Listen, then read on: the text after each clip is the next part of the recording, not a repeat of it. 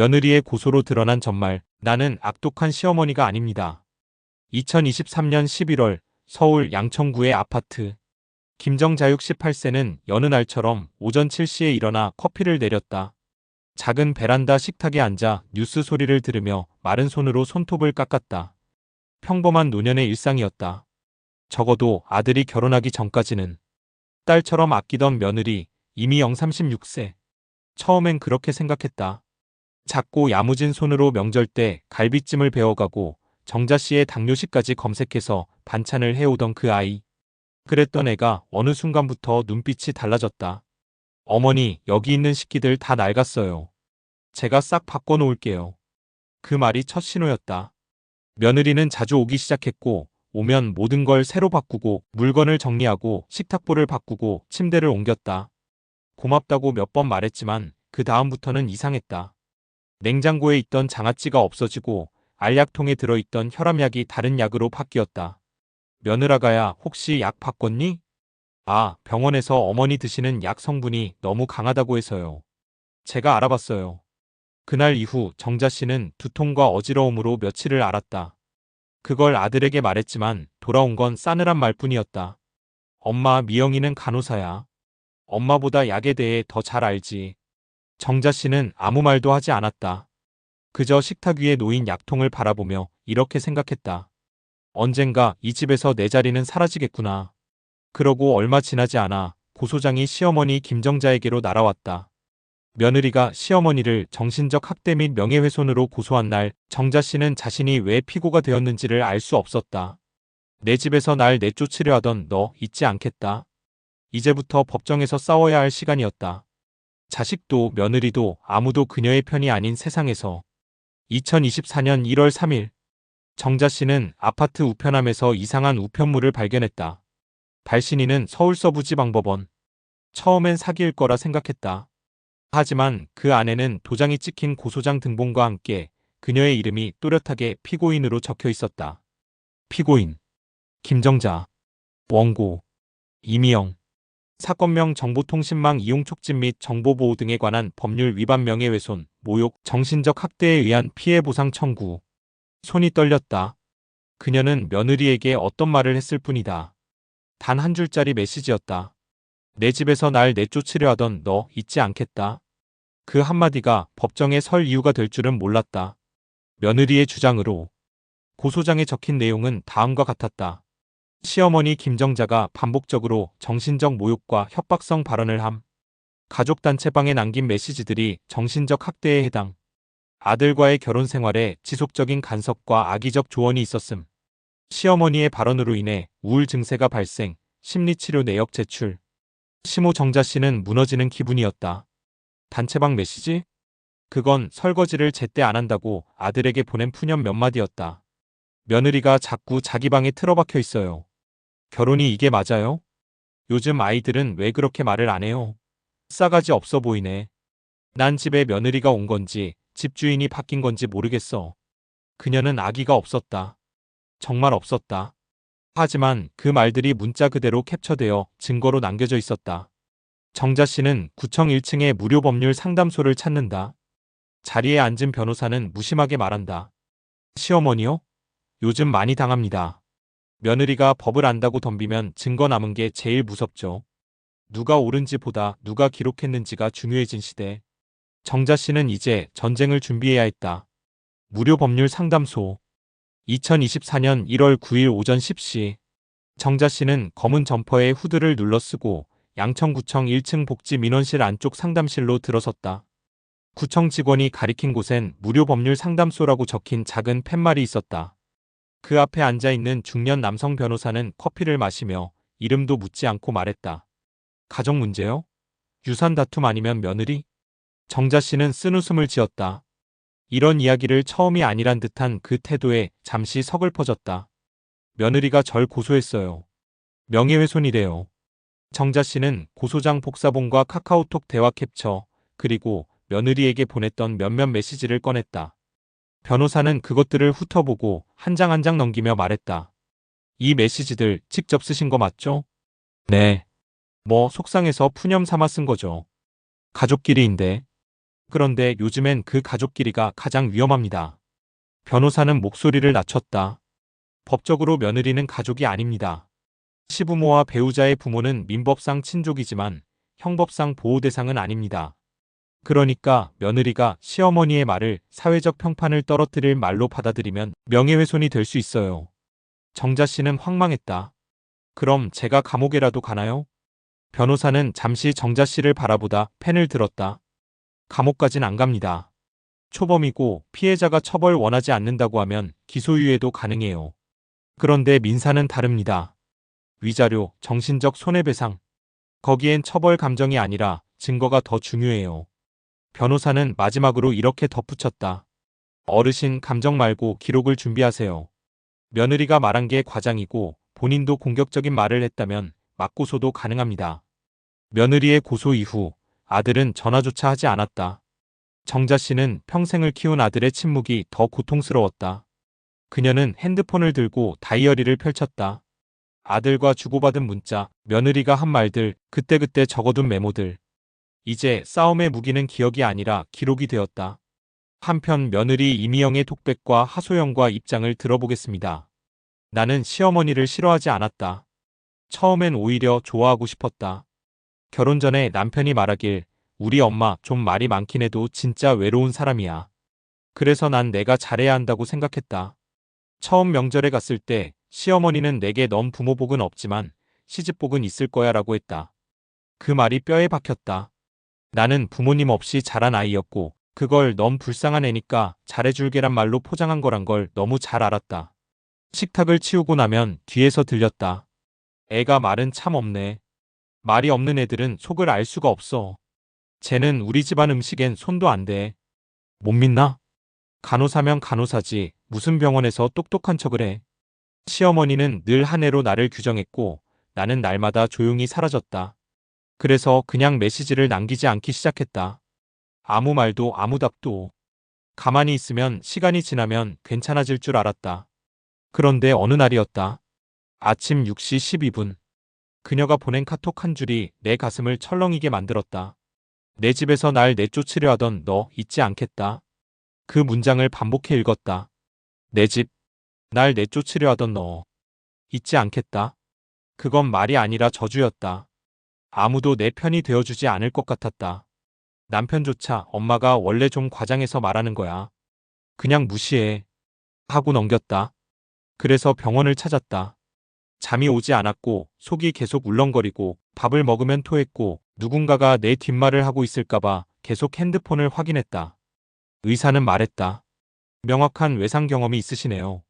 정서적 스트레스가 누적되어 불면과 공황 증상이 생긴 겁니다.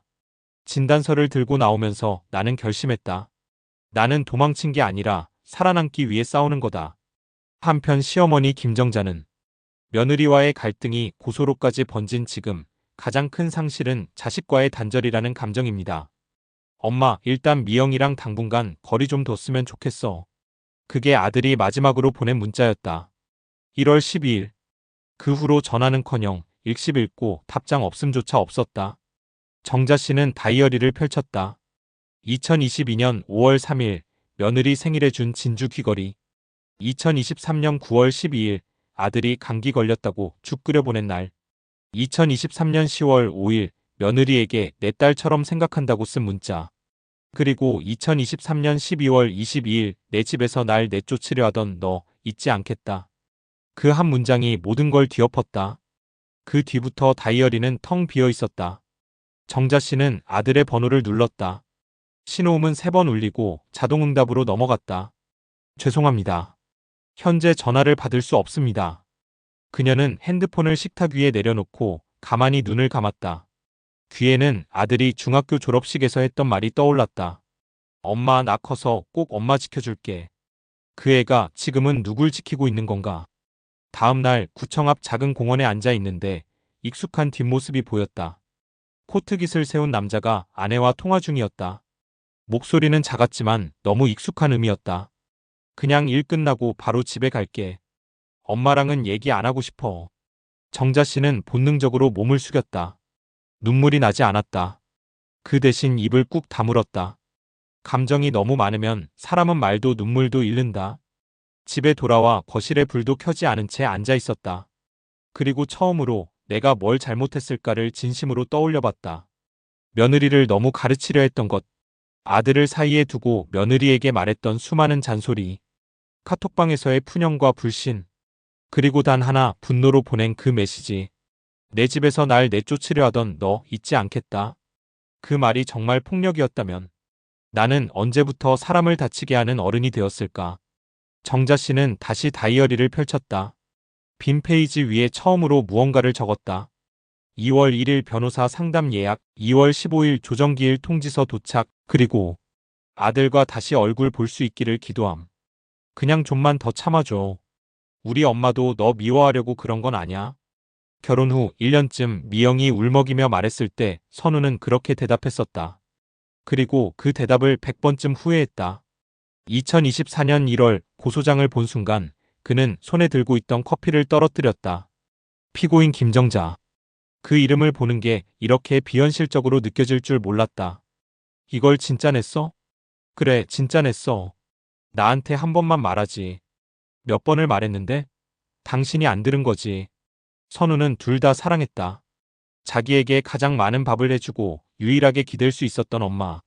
그리고 자신의 인생에 가치란 단어를 심어준 아내 미영. 하지만 둘 사이에 섰을 때 그는 늘 그 자리를 피했다. 처음엔 그냥 시간이 지나면 나아질 거라 믿었다. 엄마가 바뀌진 않지만 미영은 똑똑하고 참고 이해할 줄 아니까. 그런데 그는 몰랐다. 참는 사람이 무너질 때는 말도 없이 사라진다는 걸. 미영이 정신과 진단서를 꺼냈을 때 선우는 처음으로 아내의 병보다 자신의 무력감이 더 무서웠다. 당신 엄마는 나한테 사람 대접 안 했어. 내가 아무리 조용히 살려고 해도 그 사람은 날 불쌍한 애로 만들었어. 그리고 당신은 한 번도 내 편이 아니었어. 그 말이 너무 날카로워서 그는 방어적으로 말했다. 근데 엄마가 나한텐 그런 사람이었어. 아침마다 도시락 싸주고 기말고사 앞두고 교회 가서 철야기도 했고 나도 어떻게 해야 할지 모르겠어. 그는 외톨이가 되어 있었다. 미영은 방에서 나오지 않았고 엄마는 전화를 받지 않았고 자신은 정작 누구에게도 사과 한마디, 변명 한마디 제대로 못했다. 1월 28일 밤 선우는 가족 단체방을 열었다. 읽지 않은 메시지 24개, 전부 엄마가 보낸 것. 미영이는 요즘도 밥 안 해? 너는 지금도 그 여자 편이니? 나는 아들이 없는 셈치고 살란다. 그는 단체방을 조용히 나갔다. 그리고 엄마에게 처음으로 문자 없이 전화했다. 엄마 나 좀 만나자. 변호사 만나기 전에 그냥 아들로서 엄마 좀 만나고 싶어. 전화기 너머로 오래 침묵이 흘렀다. 그 침묵이 이제 그의 마지막 기회 같았다. 2월 3일 오후 3시. 김선우는 작은 노트북을 펴고 폴더 하나를 열었다. 폴더명 가족 기록. 그 안에는 지난 3년간 주고받은 카카오톡 캡처, 통화 녹음 파일, 메모장이 24개 있었다. 그는 오랫동안 모른 척 해왔지만 이제는 피할 수 없었다. 2022.1일 17. 어머니 카톡. 며느리가 또 뭘 숨기더라. 넌 애초에 그런 여자 데려올 팔자가 아니었어. 2023.03. 8. 아내 음성 메모 몰래 녹음. 난 엄마처럼 되지 않으려고 버텼는데 선우 당신은 날 점점 거기 밀어넣어. 2023.12. 22. 엄마 문자. 내 집에서 날 내쫓으려 하던 너 잊지 않겠다. 그는 화면을 덮고 혼잣말처럼 중얼거렸다. 내가 이걸 보관해온 이유는 결국 둘 다 지키고 싶어서였나. 하지만 양쪽을 지키려다 그는 결국 아무도 못 지켰다. 그날 저녁 그는 두 통의 편지를 썼다. 하나는 어머니에게, 하나는 아내에게. 엄마에게 보낸 편지. 엄마, 나 사실 그날 공원에서 엄마 본 거 알아. 모른 척한 거 미안해. 엄마가 외로운 사람이라는 거 나도 안다. 그런데 미영이도 그런 사람이었어. 둘 다 나한테 가족이었는데 난 너무 오랫동안 가족 중 누구도 보호하지 않았어. 지금부터는 내가 법정에서도 일상에서도 중립이 아니라 책임지는 사람이 될게. 나 엄마다운 아들 되고 싶고 남편다운 사람도 되고 싶어. 아내에게 보낸 편지. 미영아, 내가 병원 다닐 때도 잠 못 잘 때도 난 내 옆에 있어주지 못했어. 엄마가 원래 그런 분이야라는 말이 내게는 널 모욕하는 말이었다는 걸 이제야 안다. 나 이혼도 고소도 원하지 않아. 하지만 내가 진심으로 원한다면 난 도장 찍을 준비도 돼 있어. 단 한 가지 부탁이 있다면 우리 둘 다 이 싸움에서 이기지 않아도 사람답게 끝내자. 그의 선택. 형사 조정에 입회하기로 함. 모든 메시지, 녹음, 본인의 진술서를 정리해 두 사람의 변호인에게 전달 예정. 그는 누구의 편도 들지 않지만 누구도 고립되지 않게 하겠다는 입장. 며느리는 딸 같아서 그런 거야. 정자 씨는 늘 그렇게 말했다. 하지만 그 말의 진심은 딸이 없으니 며느리라도 내 식대로 키워야겠다는 집착이었는지도 몰랐다. 2019년 아들 결혼 전날 밤. 아들이 말했다. 엄마, 미영이 참 배려심 깊고 말도 조심스러워. 당신 좋아할 거야. 정자 씨는 웃으며 대답했다. 배려심 좋은 건 좋지. 그런데 너무 착한 애는 깃에서 살림 못해. 아들은 휘둘리면 안 돼. 그때부터였다. 며느리를 평가하는 기준은 늘 우리 집에 맞느냐였고 그녀의 말투, 복장, 행동 하나하나가 정자 씨의 필터를 거쳐야만 했다. 2020년 5월 첫 갈등. 미영이 반찬을 가져다 주며 말했다. 어머니, 혹시 장조림은 너무 짜지 않으셨을까요? 그 순간 정자 씨는 쏘아붙였다. 어른한테 그런 식으로 말하는 거 아냐? 네 친정에서도 그렇게 말하니? 그날 밤 아들은 조용히 말했다. 엄마, 그건 그냥 물어본 거야. 오해하지 마. 정자 씨는 침묵했다. 하지만 속으로 생각했다. 그렇게 조심스럽게 말하면 진심은 못 전해져. 그게 더 무례야. 2021년 8월 여름휴가 사건. 며느리는 여름휴가를 친정과 함께 보내겠다고 했다. 어머니, 올해는 부모님 뵙고 오려고 해요. 대신 추석은 무조건 함께해요. 정자 씨는 그 말이 납득되지 않았다. 그럼 나는 뭐가 돼? 너한테 시댁은 항상 대신이니? 며느리는 아무 말도 하지 않았고 그의 추석 식탁에는 정자 씨 혼자 앉아 있었다. 그날 처음으로 느꼈다. 나는 며느리에게 필요 없는 존재구나. 그 감정은 그럴 수도 있지로 넘어가지 못하고 점점 며느리를 향한 감시로 불신으로 번져갔다. 2023년 12월 마지막 말. 내 집에서 날 내쫓으려 하던 너 잊지 않겠다. 그건 이성적인 판단이 아니었다. 사랑받지 못했다는 절망의 분출이었고 내가 통제할 수 없는 사람을 향한 폭발이었다. 현재 2025년 2월. 정자 씨는 다이어리 옆에 앉아 있었다. 눈앞에는 선우가 남긴 편지가 놓여 있었다. 엄마다운 아들 되고 싶고 남편다운 사람도 되고 싶어. 그 문장이 마음을 쳤다. 그녀는 처음으로 자식에게 좋은 어머니였을까를 생각했다. 그간 자기는 아들을 위해 며느리를 가르쳤고 가족을 위해 참견했고 사랑해서 개입했다고 믿었다. 하지만 그 사랑은 상대가 원한 적 없는 방식이었다. 오히려 그녀가 준 건 내가 원하는 방식으로만 사랑하라는 강요였다. 그녀는 천천히 펜을 들었다. 그리고 다이어리 아래 이렇게 적었다. 사랑이라는 이름으로 내가 저지른 모든 통제에 대해 이제야 용서를 구합니다. 2025년 3월 14일 조정기일 마지막 날. 서울가정법원 403호실. 김미영은 입을 다문 채 의자에 앉아 있었다. 정자 씨는 평소보다 단정한 차림으로 그러나 눈은 피곤해 보였다. 김선우는 조정위원 옆 중간 자리에 앉아 있었다. 그날은 재판이 아니라 결정을 위한 자리였다. 조정위원이 조심스럽게 말했다. 김미영 씨는 고소를 취하하는 대신 향후 어떤 형태의 사적 접촉도 원하지 않는다고 밝혔습니다.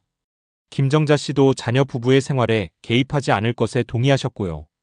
두 분의 관계는 법적으로도 독립된 타인이 됩니다. 정자 씨는 고개를 끄덕였다. 미영도 조용히, 아주 조용히 내라고 대답했다. 그 한마디에 온몸이 떨려오는 걸 스스로도 어쩔 수 없었다. 복도 조정 후. 정자 씨가 먼저 문을 나서려다 멈췄다. 그녀는 아주 오래 망설이다 가방에서 편지 하나를 꺼내 미영에게 건넸다. 이건 뭐 꼭 읽지 않아도 돼. 그냥 언젠가 내가 날 전혀 생각하지 않게 될 날이 오더라도 그 전에 한 번쯤은 봐줬으면 해서. 미영은 그걸 조용히 받았다. 고맙지도 미안하지도 않았다. 다만 이제 서로 더는 무언가를 요구하지 않아도 된다는 안도감만이 남았다. 같은 날 밤 아들 김선우의 다이어리. 3월 14일. 오늘 우리 가족은 각자의 길로 흩어졌다. 엄마는 더는 나에게 전화하지 않겠다고 했다. 미영은 이혼은 원하지 않지만 따로 살아보자고 했다.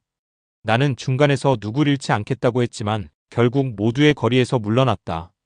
그런데 이상하게 마음이 평온하다. 처음으로 나는 누구의 것도 아닌 내 삶을 시작하는구나 싶었다. 1년 후 2026년 봄. 김미영은 사회복지사 자격을 따고 경력단절 여성지원센터에 취업했다. 김정자 씨는 노인문화센터에서 글쓰기 모임을 다니고 회고록을 쓰기 시작했다. 김선우는 별거 상태로 아내와 주 1회 차분히 식사하며 관계를 다시 쌓아보는 중이다. 그리고 서로의 이름은 이제 가족이라 부르지 않는다. 그 대신 한 시절 내 인생에 깊게 스며든 사람으로 기억할 뿐이다.